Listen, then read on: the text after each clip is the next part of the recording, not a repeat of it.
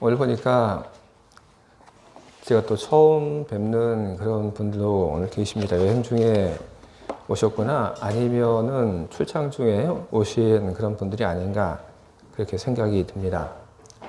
참 잘 오셨습니다. 오늘은 특별한 날입니다. 뭐가 특별한가 하면 오늘이 제가 1년에 한 번 헌금 설교를 하는 그런 날입니다. 그래서 여러분 잘 오셨습니다.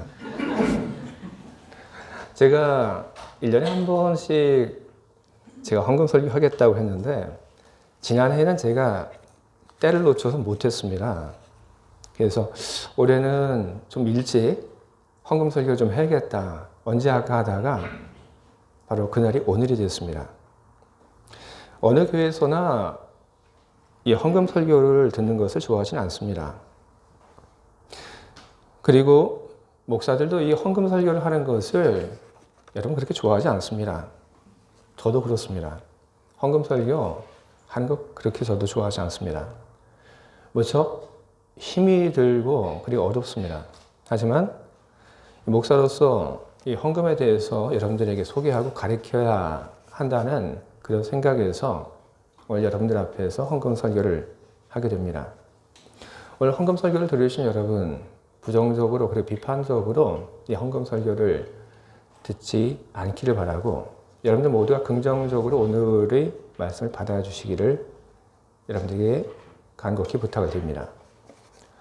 오늘 우리가 함께 보았던 이 성경의 말씀 속에 두 렙돈이라고 하는 그 돈이 언급이 되었습니다.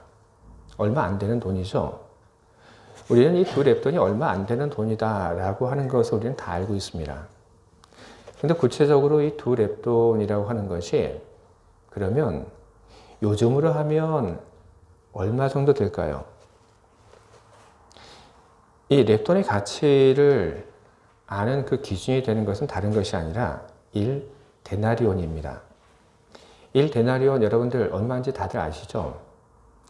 노동자 한 명이 일을 해서 하루 일해서 벌은 그 돈, 바로 그 돈이 당시에 1데나리온이었다고 그렇게 이해를 합니다. 근데 이 1데나리온이 당시에 그 화폐로 다른 것과 비교를 해보게 되면 고드란트로 얘기를 하면 64 고드란트입니다. 그리고 렙돈이라고 하는 것은 이 고드란트보다 단위가 더 작습니다. 그래서 1 고드란트를 렙돈으로 환산하게 되면 2 렙돈이 됩니다. 한국의 2019년 최저임금을 가지고 그때 이 하루 일한 그 임금을 1데나리온으로 그렇게 정했을 때 1렙돈 그건 어느 정도 돈이 되냐 하면 약 500원 정도의 돈이 됩니다. 그래서 이 렙돈이라고 하게 되면 500원짜리 동전 2개 정도 됩니다. 여러분 프랑으로 하면 어떻게 될까요? 2렙돈. 한국으로 이야기하면 500원짜리 2개이기 때문에 이 2렙돈이 그러면 대략 한 1프랑 정도 되는 겁니까? 아니죠. 그게 아니죠. 한국의 임금을 기준으로 계산을 해야 되는 것 아니죠. 우리가 있는 이 스위스의 임금을 가지고 계산을 해야 되는 거죠. 그러면 이 1렙돈이라고 하는 것이 어느 정도인가? 대략 1프랑입니다. 이 렙돈이라고 하니까 2프랑 정도 되는 돈입니다. 근데 얼마 안 되는 돈인데요. 이 헌금으로서의 이 2프랑, 1렙돈.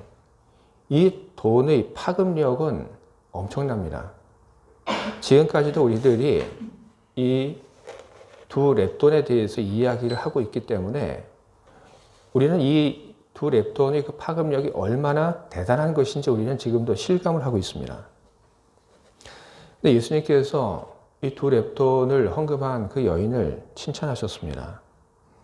우리는 이 예수님의 그 칭찬을 보면서 우리는 그 헌금에 대해서 예수님께서 말씀하시고자 했던 것이 무엇인지 우리는 이해를 해야 되는 것입니다. 이 두 렙돈, 가난한 과부의 그 전부였다.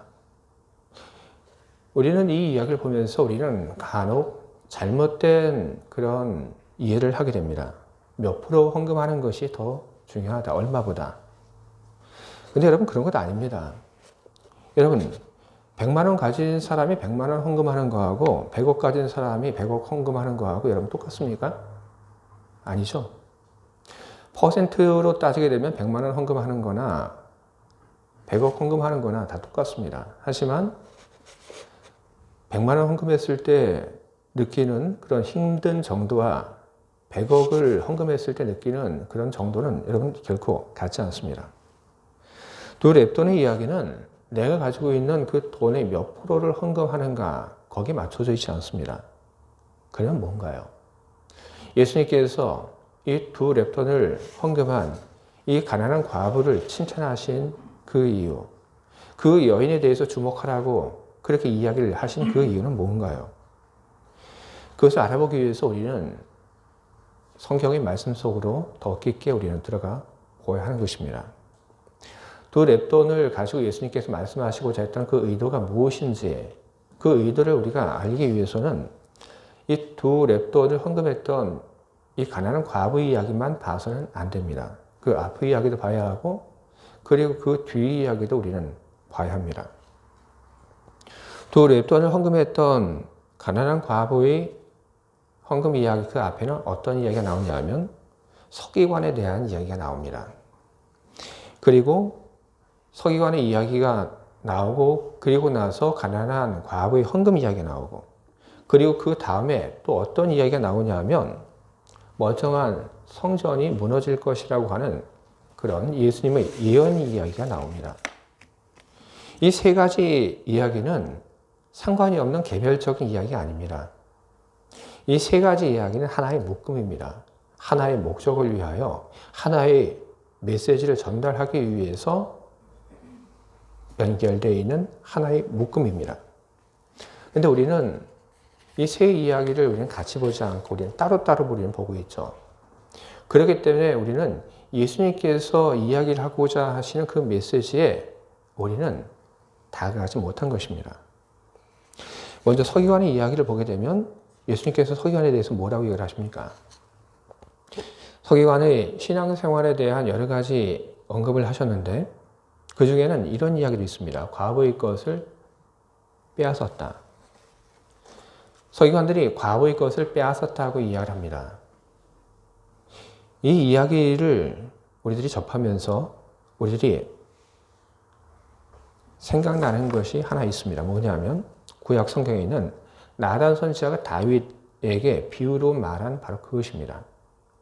다윗이 우리아의 아내 밧세바와 불륜을 저지르고 그리고 그것을 감추기 위해서 우리아를 사지로 내몰아 죽게 했습니다. 그 후에 나단 선지자가 다윗에게 왔습니다. 그리고 다윗에게 이야기를 합니다. 왕이시여, 어떤 한 사람이 있는데 이 사람이 큰 부자입니다. 그리고 그 부자 옆에 또 한 사람이 살고 있는데 그 사람은 무척 가난한 사람입니다. 가난한 사람에게는 애지중지하는 어린 양이 하나 있었는데 부자가 자기 집에 손님이 오니까 그 손님을 대접하기 위해서 가난한 사람이 애지중지하던 그 어린 양을 빼앗아서 그것을 잡아서 손님에게 대접을 했습니다. 이 이야기를 들은 다윗이 불같이 화를 냈습니다. 이 비유 속에서 왜 부자는 그런 일을 했을까요? 자기 것이 아까웠기 때문에 그런 일을 한 것이죠. 내가 많은 것을 가지고 있지만 내가 가지고 있는 것 중에 그 하나, 작은 것 하나조차도 나에게 찾아온 그 손님에게 내어주기가 아까웠기 때문에 그래서 가난한 다른 이웃의 그 어린 양을 빼앗아서 그것을 가지고 자기 손님을 대접을 한 것이죠. 이건 다윗을 질책하기 위한 비유입니다. 그런데 이 비유 속에 나왔던 그 부자의 행동, 바로 그것은 두 랩돈의 이야기가 나오기 전에 언급되었던 그런 서기관들의 이야기가 똑같습니다. 자기 것이 아깝습니다. 자기 것을 가지고 헌금하기 아깝고 자기 것을 가지고 남을 섬기기도 아깝습니다. 그래서 어떻게 합니까? 과부의 것을 빼앗았다고 예수님 그렇게 이야기를 하고 계십니다. 물론 폭력으로 과부의 것을 빼앗은 것 아닙니다. 하지만 예수님께서 보시기에 마치 강도처럼 과부의 것을 빼앗은 것과 다름이 없는 그런 행동이 예수님 눈에는 보여졌고, 그래서 예수님께서 그런 얘기를 하신 것입니다. 서기관들, 이 사람들 자기 것이 아까우니까 과부의 것을 빼앗아 그거 가지고 헌금하고, 그리고 그것을 헌금한 후에 자랑스러워하고 교회에서 거들먹거리고 잘난 체하고 그렇다. 바로 이것이 예수님의 이야기고, 그리고 그 이야기 다음에 나오는 것이 바로 과부 이야기입니다. 앞선 이야기와 정반대되는 그런 이야기를 하고 계신 것입니다. 과부입니다. 과부는 그냥 과부가 아닙니다. 성경이 이야기합니다. 가난한 과부다. 예수님께서 그렇게 얘기하십니다. 가난한 과부라고. 돈이 없습니다. 돈이 없는 그 과부가 자기 그 생활비 그걸 다 드립니다. 앞에 바리새인들과 대조되는 모습으로서의 그 과부의 헌금은 어떤 것일까요? 아까워하는 것이 반대인 것이죠. 과부는 자기가 가지고 있는 그 헌금을 드립니다. 아까워하지 않습니다. 기꺼이 드립니다. 바로 그것이 중요한 것입니다. 맨 마지막에 이어진 세 번째 이야기는 무엇이냐면, 아까워서 벌벌 떨면서 헌금하는 그것과, 그리고 그와 반대로 기꺼이 헌금하는 것, 이 둘 중에서 교회를 살리는 것이 어떤 것인지를 이야기를 하고 있는 것입니다. 교회를 살리는 것은 많은 돈이 아닙니다. 교회를 살리는 것은 기꺼이 하나님 앞에 헌금하는 바로 그것입니다. 하지만 당시 사람들은 그런 것을 알지 못합니다. 사람들은 무엇을 보고 사람들은 거기에 대해서 호의를 표현을 했냐 하면 많은 것을 드리는 것. 수단과 방법, 그 돈 뒤에 감춰진 그런 그 돈을 드리기까지 그 과정들, 그걸 보지 않고 헌금을 하는 그 속에 담겨져 있는 그 마음도 보지 않았습니다. 다만 액수만 봤던 것이죠.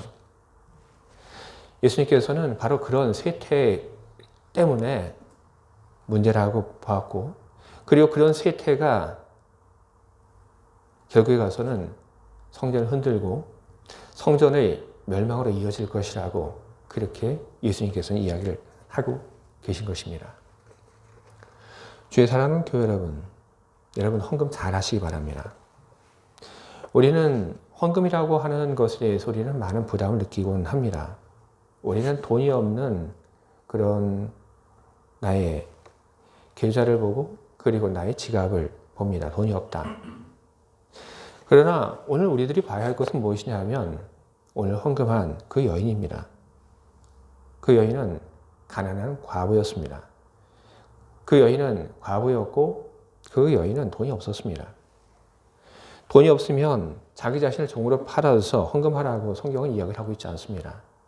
돈이 없으면 구워서라도 가지고 와서 헌금하라고 이야기를 하고 있지 않습니다.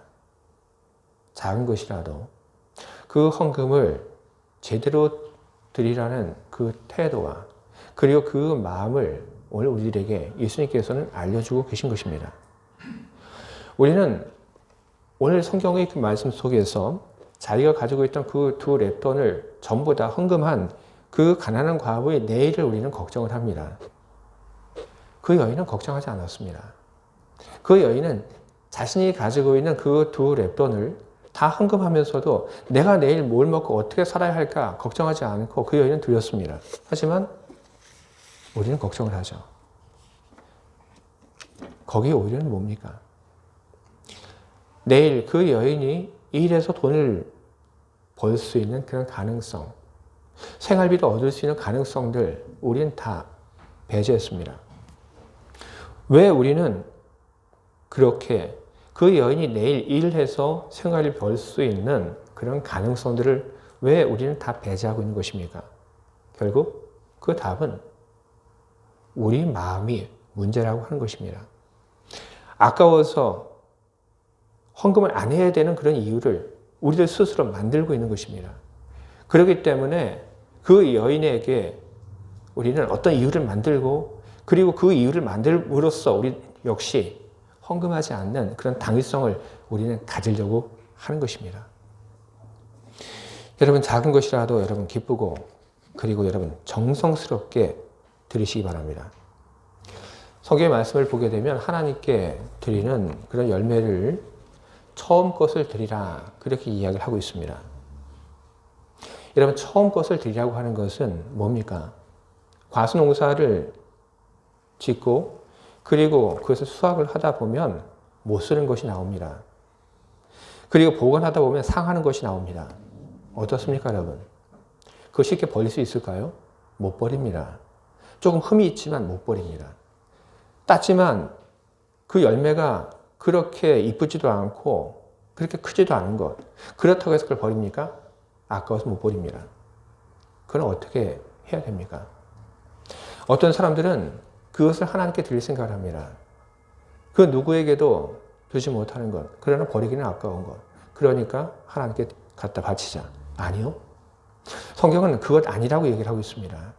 성경은 첫 열매를 드리라고 얘기를 합니다. 처음의 것, 가장 좋은 것, 그 열매가 가장 좋은 때에 하나님께 드릴 것을 성경은 그렇게 이야기를 하고 있는 것입니다. 요즘 그런 얘기를 하지 않는데 제가 어릴 때 부흥회를 가게 되면 헌금을 드렸던 우리 할머니들, 할아버지 이야기들을 많이 들을 수 있었습니다. 주일 헌금을 준비하면서 헌금 드릴 돈이 구겨졌다고 해서 교회 가기 전날 다리미로 이 돈을 데려서 쫙 펴서 헌금을 준비했던 할머니 이야기. 그리고 주일에 헌금하기 위해서 은행문이 열려 있었을 때 은행에 가서 내가 가지고 있는 그 돈을 새 돈으로 바꾸어서 헌금을 준비했던 그런 분들의 이야기. 그런 분들의 이야기를 저는 많이 들었고, 저는 그런 분들의 이야기를 들었기 때문에 저는 그런 분들의 이야기처럼은 하지 못하지만 저 역시 헌금을 할 때 돈을 찾아와서 그 중에서 저는 가장 새 돈을, 가장 빳빳한 돈을 저는 헌금하려고 그렇게 합니다. 뭔가요? 결국 돈을 내기만 하면, 헌금을 내기만 하면 다가 아닌 것이죠. 하나님이 기쁘게 받을 수 있도록 우리는 헌금을 해야 하는 것입니다. 우리의 마음을 담고 그리고 기쁘게 아까워하지 않고 하나님께 드릴 수 있어야 하는 것입니다. 이런 기쁨은 어디서 나오는 것입니까? 하나님의 은혜에 대한 감사로부터 이런 일들이 시작이 되는 것입니다. 두 랩돈을 드린 그 여인, 과부였죠? 가난했죠? 결코 삶에 대해서 만족하고 그리고 감사할 수 있는 그런 상황이 아닌 것처럼 보입니다. 하지만 그 여인은 다른 사람들이 볼 때 과부였고 그리고 가난했지만 그 여인은 감사가 있었고 기쁨이 있었습니다. 그렇기 때문에 그것을 드렸던 것이죠. 마음이 드러나는 것이 헌금입니다. 가난한 과부는 두 랩돈 그것을 가지고 있으면서 하나는 아껴두지 않았습니다. 하나를 아껴둬도 어느 누구도 뭐라 하지 않죠. 모르죠. 하지만 이 여인은 자신이 가지고 있던 그 두 개의 동전을 기꺼이 헌금을 했던 것입니다. 여러분, 누군가를 사랑하고 그리고 감사가 있다고 한다면 헌금하는 것 그리고 뭔가를 주는 것 그것이 전혀 아깝지 않습니다. 여러분 애인에게 선물할 때 여러분 어떻습니까? 아까워합니까? 전혀 아니죠. 아직 없나요? 오히려 애인에게 딱 선물했는데 그 애인이 받아주면 어떤가요? 기쁘죠? 좋죠? 행복하죠? 내 것을 줬는데 저쪽에서 그냥 받아만 줬는데 받아주었다고 하는 그것 때문에 기쁘고 행복합니다. 자녀에게 여러분 돈을 주시죠? 어떤가요? 막 아깝나요? 뭐 가끔. 그러나 자녀에게 뭔가를 줄 때 우리는 기쁜 마음으로 우린 줍니다. 기쁜 마음으로 주고 그리고 그것을 기쁘게 받아주면 그럼 행복하죠. 거기에는 어떤 이해관계가 들어가 있지 않습니다. 사랑하기 때문에, 그렇기 때문에 주는 것, 그리고 그것을 받아주는 것에 행복을 느끼고 기쁨을 느끼는 것입니다. 우리가 주님을 사랑할 때 역시 여러분 그렇습니다. 주님을 우리들이 사랑하고 그리고 주님께 받은 그 은혜가 우리 안에 기억이 되고 거기에 대한 감사가 있을 때 그때 우리는 하나님께 무엇인가를 드리는 데 있어서 우리는 아깝지 않습니다. 오히려 좋고 행복하고 기쁜 것이죠. 주님은 우리가 드린 것을 가지고 여러분 일하십니다. 예수님께서 오병이어의 기적에서 보이신 것이 바로 그런 것입니다. 교회는 여러분 하나님의 은혜로만 되는 것 아닙니다. 교회는 헌신하는 사람들 그리고 기쁘게 하나님께 드리는 그 헌금이 있음으로써 여러분 유지가 되는 것입니다. 만약 그렇지 않으면 교회는 여러분 냉정하게 이야기해서 유지되지 않습니다. 코로나가 이제는 많이 지나갔지만 여러분 코로나 때 기억들 여러분 다들 지금까지 가지고 계시죠? 코로나로 인해서 교회에서 예배를 드리지 못하고 모이지 못했습니다. 헌금도 많이 줄어들게 됐죠. 그때 제일 먼저 커다란 타격을 받은 것이 누구냐 하면 선교사들입니다.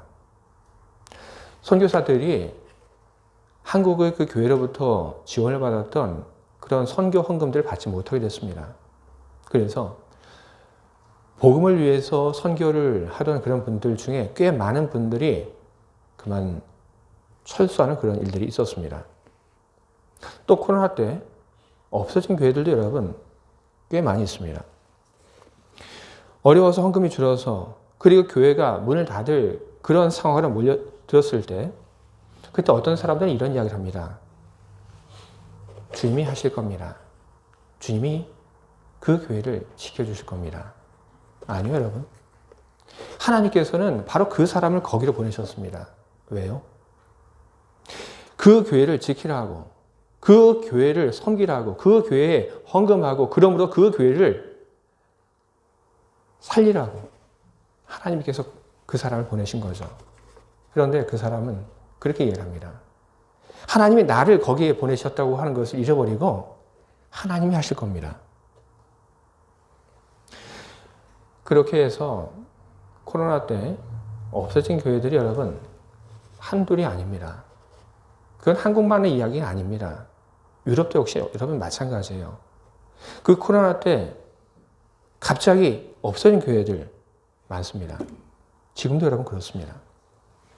어떤 사람들은 다른 곳에서 오는 그런 후원을 가지고 교회를 운영을 하려고 합니다. 헌금 안 하고.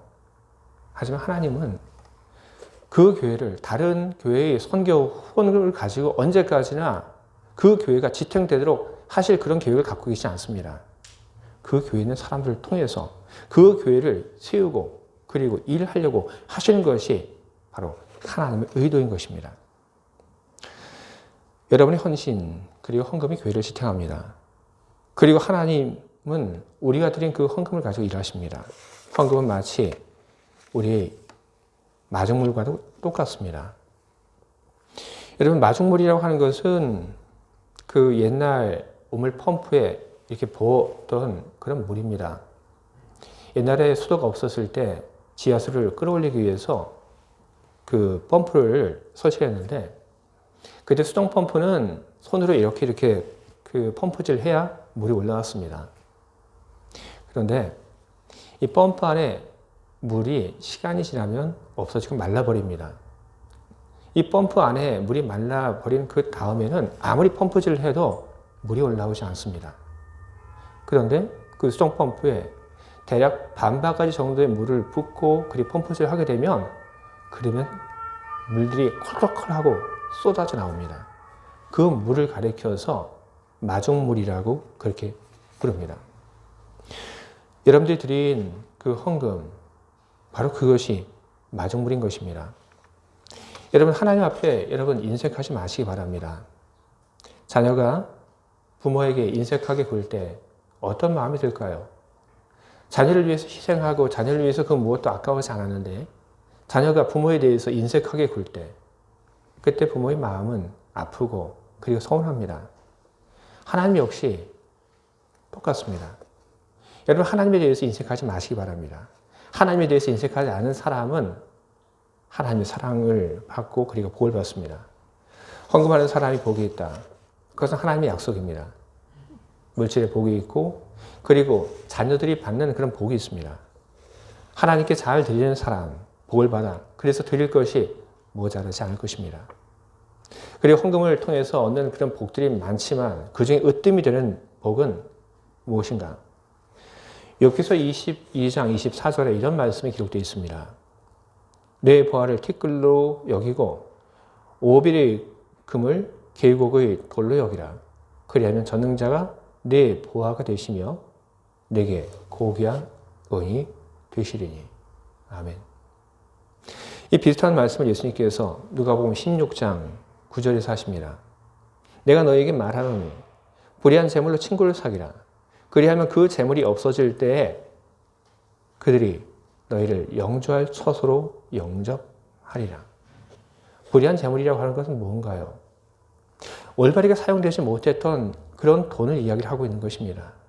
바르게 사용되지 못했던 그 돈을 가지고 친구를 사귀라고 이야기를 하십니다. 그 친구의 처음 으뜸이 되는 것은 누구냐 면 바로 예수 그리스도이십니다. 여러분, 주님이 여러분을 사랑하시고 그리고 주님이 여러분을 위해서 그 무엇도 아끼지 않으셨습니다. 앞으로도 그렇게 하실 것입니다. 여러분 또한 주님 앞에 너무 아까워하지 마시기 바랍니다. 기쁜 마음으로 여러분이 가지고 있는 것을 마음을 담아 정성스럽게 여러분 하나님께 드릴 수 있기를 바랍니다. 그렇게 헌금한 여러분들에게 복이 있길 바라고, 그리고 주님께서 우리가 드리는 헌금을 가지고 오병이어의 기적을 우리 교회 안에 그리고 우리 교회 밖으로 만들어 가시기를 간절히 소원합니다. 아멘. 함께 기도하겠습니다.